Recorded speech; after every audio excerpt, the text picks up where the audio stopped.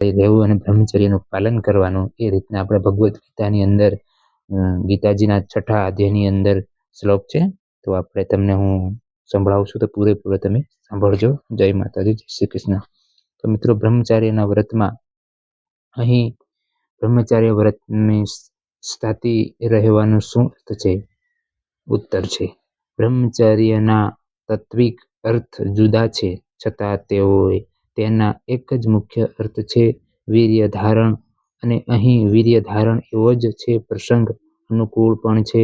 મનુષ્યને શરીરમાં વીર્ય જ એક એવું અનમોલ વસ્તુ છે કે જેનું સામયિક રીતે રક્ષણ કર્યા વગર શારીરિક, માનસિક અને આધ્યાત્મિક કોઈ પણ પ્રકારનું બળ મળતું નથી, અને તે જ બળને સંચાર પણ થતું નથી. તેથી આર્ય સંસ્કૃતિક 4 આશ્રમો બ્રહ્મચર્ય આશ્રમ સર્વપ્રથમ છે, અને તે બાકીના 3 આશ્રમોના પાયા છે.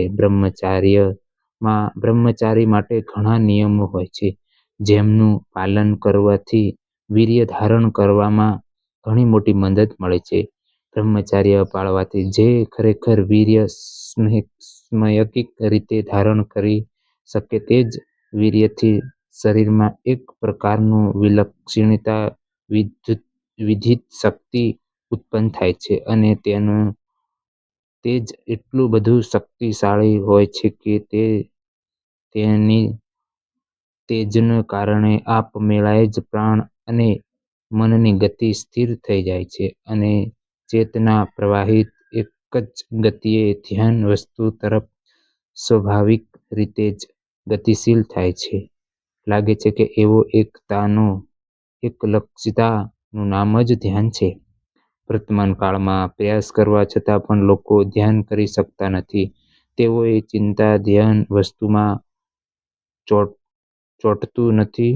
તેથી એક જ મુખ્યતમ કારણ એ પણ છે કે તેઓએ વીર્ય ધારણ કર્યા હોતું નથી. જે કે લગ્ન કર્યા પછી પોતાની પત્ની સાથે સંયમિત, નિયમિત જીવન જીવવું એ પણ બ્રહ્મચર્ય જ છે, અને તેથી પણ ધ્યાનમાં ખૂબ જ મદદ મળે છે.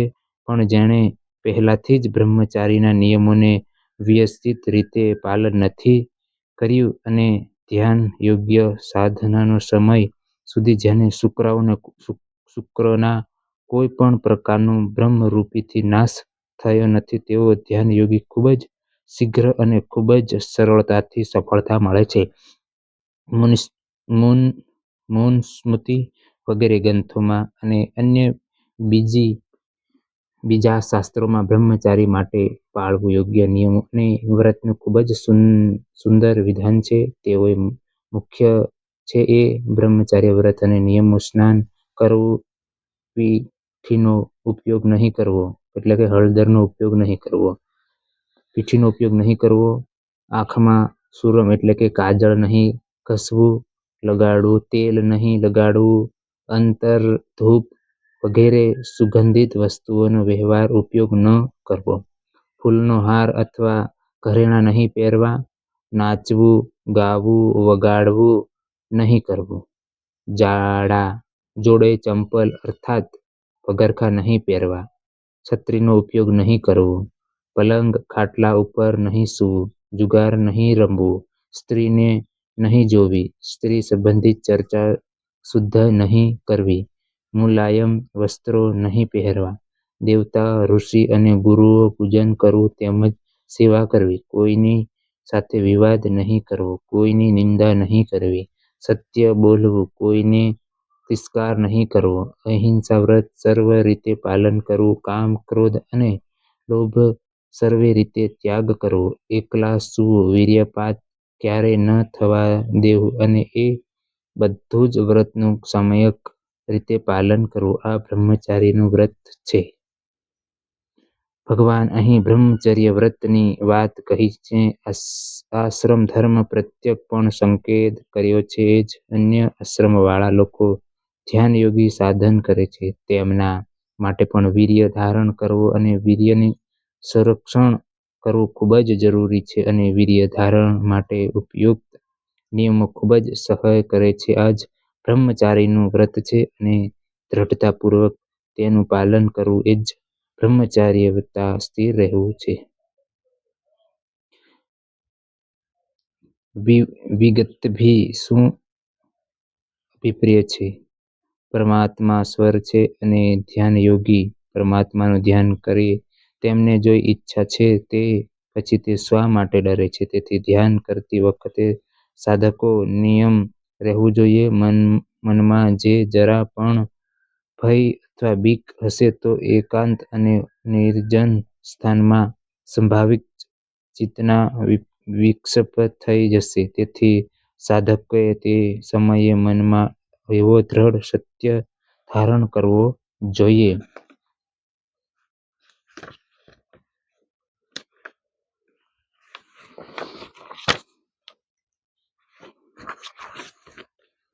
કે પરમાત્માને સર્વશક્તિમાન છે અને તેઓ સર્વવ્યાપી હોવાથી અહીં પણ સદૈવ છે. જે આ પરમાત્મા જ્યારે સાથે હોય ત્યારે કોની બીક, કોનો ભય? જે કદાચ પ્રબોધવશ ધ્યાન કરતા કરતા મૃત્યુ પણ થઈ જાય તો તેનાથી પણ પરિણામ પરમ કલ્યાણ જ થશે.